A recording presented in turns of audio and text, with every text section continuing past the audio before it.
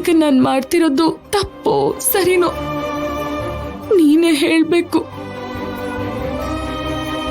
ನಾನು ಯಾವ ದಾರಿಲ್ ನಡಿಬೇಕು ನೀನೇ ನಿರ್ಧರಿಸ್ಬೇಕು. ಒಂದ್ ಕಡೆ ನನ್ನ ಹತ್ರ ಮಾತ್ ತಗೊಂಡಿರೋ ದೊಡ್ಡಮ್ಮ ನನಗೆ ಪದೇ ಪದೇ ನಿನಗ್ ನಡೆದಿರೋ ಅವಮಾನನ ನೆನಪು ಮಾಡ್ತಾ ಮತ್ತೆ ನನ್ನ ಜೀವನದಲ್ಲಿ ಅಂತ ತಪ್ಪು ನಡೀದೇ ಇರ್ಬೇಕು ಅಂತ ನೋಡ್ಕೋತಿದ್ದಾರೆ.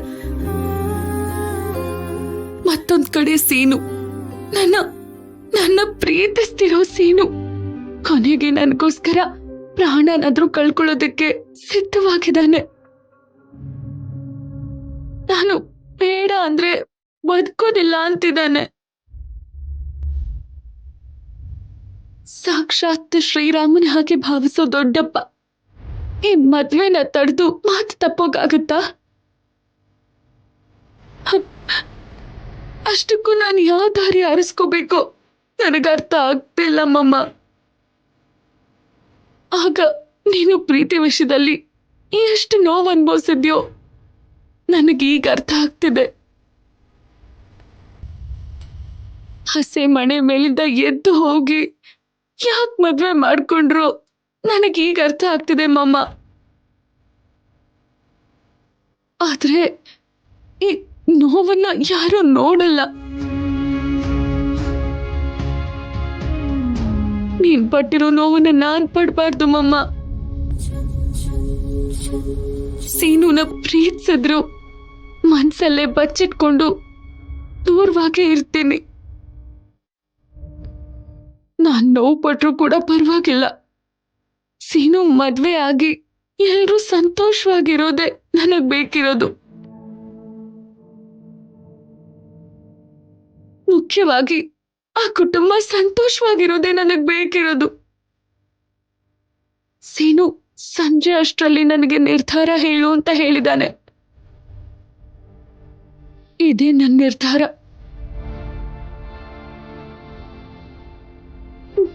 ನನ್ನ ನಿರ್ಧಾರನ ಸೀನು ಅರ್ಥ ಮಾಡ್ಕೊಳ್ಳೋ ಹಾಗೆ ಮಾಡು ಮಮ್ಮ.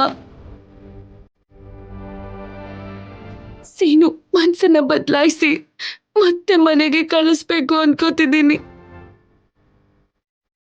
ಸೀನು ನನ್ ಮಾತ್ ಕೇಳೋ ಹಾಗೆ ಆಶೀರ್ವಾದ ಮಾಡು ಮಮ್ಮ. ನನ್ನಿಂದ ಆ ಕುಟುಂಬದಲ್ಲಿ ಯಾವುದೇ ಸಮಸ್ಯೆ ಆಗದೆ ಇರೋ ಹಾಗೆ ನೋಡ್ಕೊಮಮ್ಮ. ಸಾಕ್, ಸುಮ್ನೆ ಇರೋ. ಹೀಗ್ ಮಾತಾಡಿ ನಿನ್ ತಮ್ಮನ್ಗೂ ಬೇಜಾರ್ ಮಾಡಿದ್ಯಾ? ನಿನ್ ತಂದೆಗೂ ಬೇಜಾರ್ ಮಾಡಿದ್ಯಾ? ಈಗ ನಾನು ಮಾತಾಡ್ಬಾರ್ದು ಅಂತ ಹೀಗ್ ಮಾಡ್ತಿದ್ಯಾ? ಇಂಥ ಪ್ರೀತಿ ಸಹಿಸ್ಕೊಳಕ್ ಆಗ್ದೇನೆ ನಾನು ನಿಮ್ಮನ್ನ ಬಿಟ್ಟು ಬಂದಿತ್ತು. ಅಷ್ಟಕ್ಕೂ ವಿಷಯ ಏನು ಅಂತ ಹೇಳಿ. ನಾನಲ್ಲ ಕಣೋ, ನಿಮ್ಮಪ್ಪ ಮಾತಾಡ್ತಾರೆ. ಏನ್ರಿ ಮಾತಾಡಿ. ಬೇಡ, ಆ ವ್ಯಕ್ತಿ ಹತ್ರ ನಾನು ಮಾತಾಡಲ್ಲ. ಏನ್ ಹೇಳ್ಬೇಕು ಅಂದ್ಕೊಂಡಿದ್ರು ನೀವೇ ಹೇಳಿ, ಇಲ್ಲ ಅಂದ್ರೆ ಸುಮ್ಮನೆ ಫೋನ್ ಇಡಿ. ಹೋಗ್ಲಿ, ನಾನೇ ಹೇಳ್ತೀನಿ, ಕೇಳಿಸ್ಕೊಳ್ಳೋ. ನಿನ್ ತಮ್ಮನ್ಗೆ ಮದ್ವೆ ನಿಶ್ಚಯ ಆಗಿದೆ. ಆದಷ್ಟು ಬೇಗ ಮುಹೂರ್ತ ಕೂಡ ಇಡ್ತಾ ಇದ್ದೀವಿ. ನೀನು ಬರ್ಬೇಕು ಕಣ. ಇಷ್ಟಕ್ಕೂ ನಾವು ನಿನ್ ಬಗ್ಗೆ ಅವ್ರ ಹತ್ರ ಏನೂ ಹೇಳಿಲ್ಲ. ಒಂದ್ ವೇಳೆ ಹೇಳಿದ್ರೆ ನೀನ್ ಈ ಮನೆಯಿಂದ ಯಾಕೆ ದೂರ ಇದೆಯಾ ಅಂತ ಕಾರಣ ಹೇಳ್ಬೇಕಲ್ವಾ? ದೊಡ್ಡ ಮಗನ ಯಾಕೆ ದೂರ ಇಟ್ಟಿದ್ದಾರೆ ಅಂತ ಅನುಮಾನ ಬರುತ್ತೆ. ಅದಕ್ಕೆ ಹೇಳಿದ್ದು ಹೇಳ್ಬೇಡಿ. ಹೇಳ್ಬೇಕು ಅನ್ನೋ ಆಲೋಚನೆ ಕೂಡ ಇಟ್ಕೋಬೇಡಿ. ಯಾಕಂದ್ರೆ ನಿಮ್ಗಿರೋದು ಒಬ್ಬನೇ ಮಗ. ಅವನಿಗೆ ಮದ್ವೆ ಮಾಡ್ತಿರೋ, ಸನ್ಮಾನನೇ ಮಾಡ್ತಿರೋ, ನನ್ಗದ್ ಬೇಕಾಗಿಲ್ಲ. ಹಾಗ್ಯಾಕೆ ಹೇಳ್ತೀಯೋ?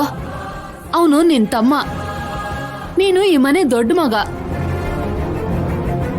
ಅವನ್ ಮದ್ವೆ ಜವಾಬ್ದಾರಿ ಎಲ್ಲ ನೋಡ್ಕೋಬೇಕಾಗಿರೋದು ನೀನೇ ಅಲ್ವೇನೋ? ದೊಡ್ಡ ಮಗನ? ಇನ್ನು ನಿಮ್ಗೆ ಆ ವಿಷಯ ನೆನ್ಪಿದೀಯಾ?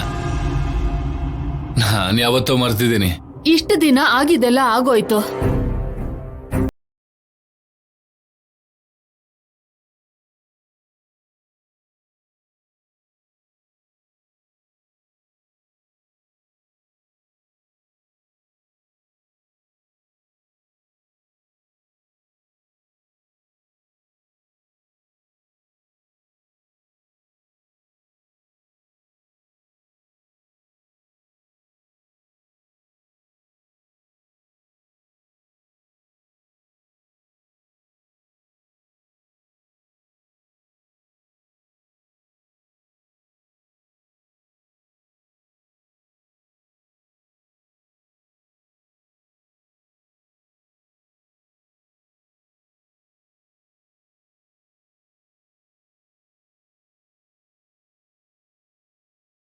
ಅಂಥವನು ನನಗೆ ಹೇಗ್ ತಾನೇ ಅಣ್ಣ ಆಗ್ತಾನೆ?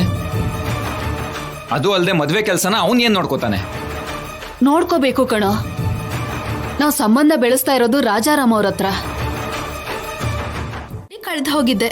ಇವಾಗ ಕೋಚ್ ಸರ್ ವಿಷಯದಲ್ಲಿ ಅವ್ರ ಸಿನ್ಸಿಯಾರಿಟಿ ನೋಡಿ ಇಷ್ಟ ಪಡ್ತಿದ್ಯಾ? ಇದೆಲ್ಲ ಪ್ರೀತಿ ಅಲ್ವೇ? ಆಕರ್ಷಣೆ. ಅವತ್ತು ಪ್ರಭಾಸ್ ವಿಷಯದಲ್ಲಿ ಆಕರ್ಷಣೆ ಆಗಿರ್ಬೋದು ಛಾಯಾ, ಆದ್ರೆ ಇದು ಪ್ರೀತಿ ಅಂತ ನನಗ್ ಗೊತ್ತಾಗ್ತಾ ಇದೆ.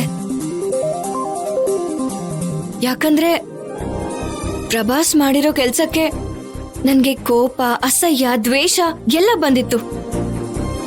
ಆದ್ರೆ ಕೋಚರ್ ವಿಷಯದಲ್ಲಿ ಗೌರವ, ಅಭಿಮಾನ, ನಂಬಿಕೆ ಎಲ್ಲಾನು ಬಂದಿದೆ. ಅಂದ್ರೆ ಆಕರ್ಷಣೆ ಅನ್ಕೊಳ್ಳೋದಕ್ಕೂ ಮನುಷ್ಯನ ಆರಾಧಿಸೋದಕ್ಕೂ ತುಂಬಾ ವ್ಯತ್ಯಾಸ ಇದೆ ಅಲ್ವಾ ಛಾಯಾ? ನೀನು ಸ್ಟೂಡೆಂಟ್ ಆಗಿದ್ದು ಕೋಚ್ನ ಪ್ರೀತಿಸ್ದೆ ಅಂತಾರೆ. ನಿಮ್ಮ ಅಪ್ಪಂಗ್ ವಿಷಯ ಗೊತ್ತಾದ್ರೆ ಸಾಯಿಸೇ ಬಿಡ್ತಾರೆ.